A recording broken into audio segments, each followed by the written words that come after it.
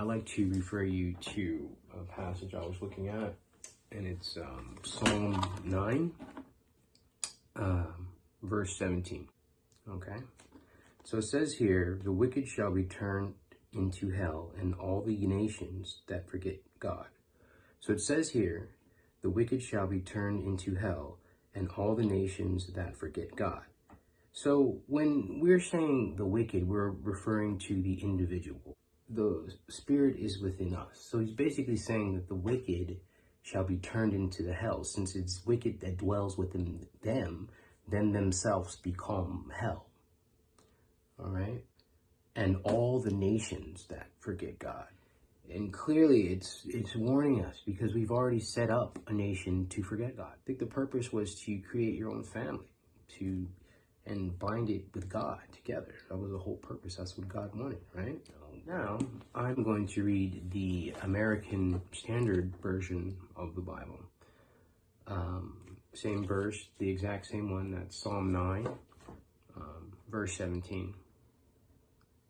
In passing sentence, the Lord is manifest. The wicked are stopped by the work of their own hands. In passing sentence, so it's just like a judge sentencing a criminal to go to jail, or how long they go to jail.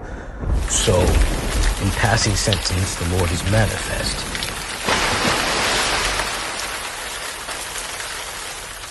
God is very clear.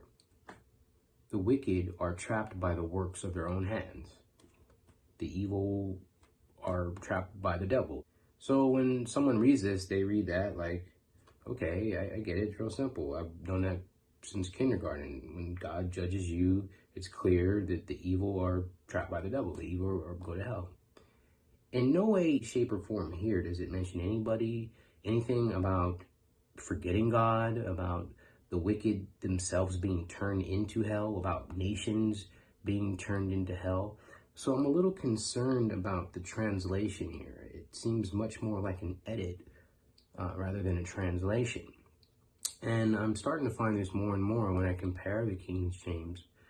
And then I go here and I'm like, this is kind of the same thing, but many times it's leaving stuff out or it's saying something different. A little bit more vague, not necessarily, not in all the text, but in quite a few of them. But that concerns me because many people refer to this as their only Bible, but I think the real Bible is the King James Bible. We need our everyday lives to give us an interpretation of the King James. We didn't need anybody to do that for us. So I'm encouraging you to read the King James Bible more because you're going to miss out on a lot of warnings, a lot of what was said that was taken out. These books are omitted.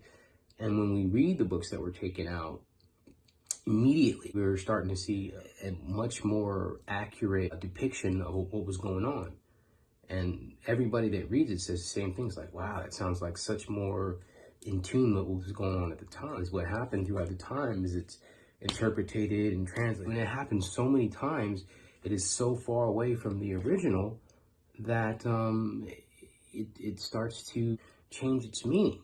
And we already still have the King James, so if we go back 400 years, we could see how it's just happened then. So luckily, that we still have like some of the older documents related to the King James Bible.